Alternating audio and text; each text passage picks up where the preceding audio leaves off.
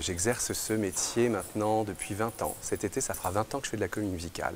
Je suis arrivé sur Paris par le biais d'une pièce de Jean-Luc Moreau, Blanche-Neige, aux Folies Bergères. J'ai commencé le musical comme ça.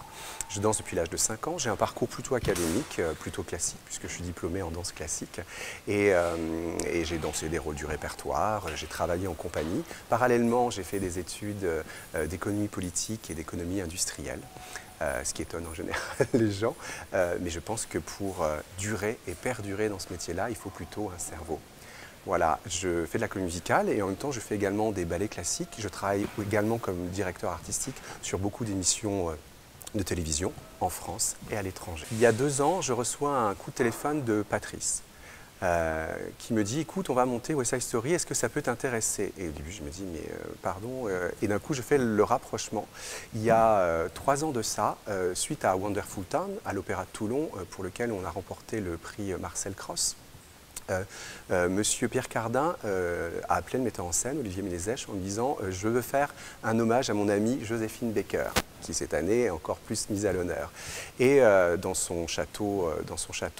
Et il se trouve que le régisseur principal, c'est Patrice, qui travaille à l'intérieur de la Fabrique Opéra. Donc on a monté ce spectacle présenté par Madame Ève Ruggieri. C'était un chouette moment où j'ai chanté, j'ai fait les chorégraphies, j'ai dû danser également.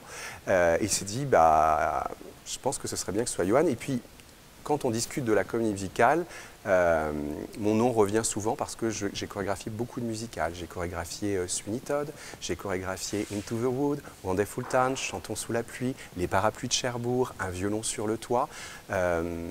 Donc pour eux, c'était légitime que j'arrive sur ce projet. D'habitude, pour faire ce type d'œuvre-là, vous avez entre 1 ou 2 mois. Moi, j'avais à peu près 10 jours pour faire toutes les chorégraphies.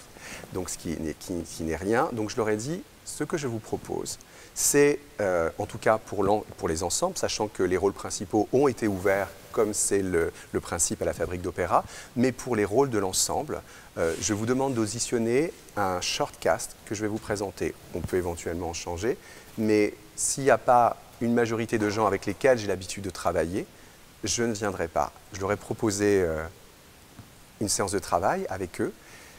Tout le monde a fini en larmes parce qu'ils étaient extrêmement touchés. Ils ont chanté Tonight, ils les ont vus danser, ils les ont vus performer et se sont dit, bah, effectivement, c'est évident, ça ne peut être que eux. J'ai un respect profond pour Robbins parce que Robbins, c'est celui à qui aujourd'hui on doit tout. C'est le seul qui a commencé à allier à la fois l'opéra, puisqu'il est issu des ballets de Diaghilev, qu'il a dirigé le New York City Ballet et qui a allié également l'art de la comédie musicale. Donc j'ai un profond respect pour lui. Et pour moi, c'était important, en chorégraphiant West Side Story, de respecter ce qu'il nous a apporté. J'ai regardé effectivement la comédie musicale, j'ai regardé les 2 films.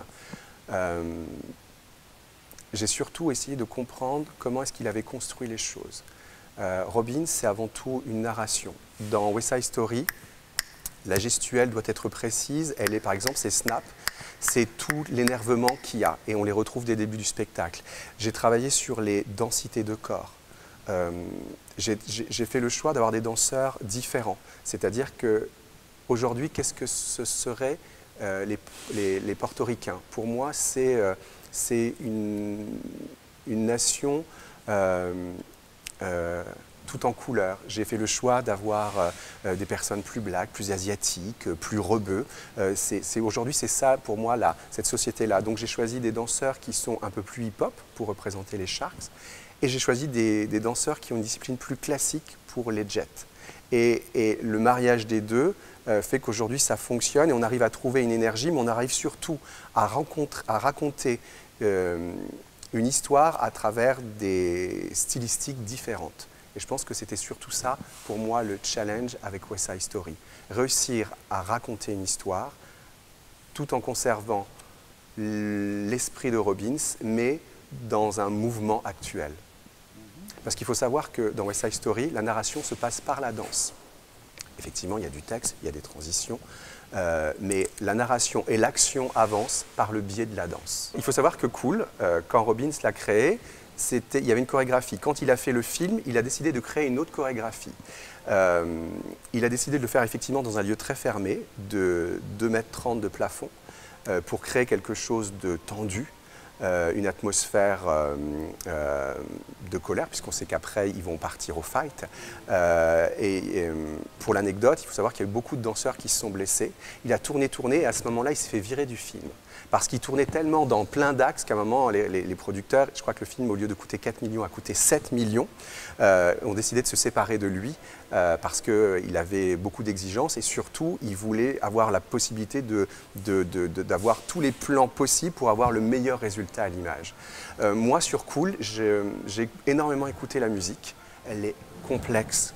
Je pense que c'est le numéro qui a été le plus compliqué pour moi à monter parce que la musique est extrêmement compliquée. Il y a plein d'accents et en même temps, on doit raconter quelque chose.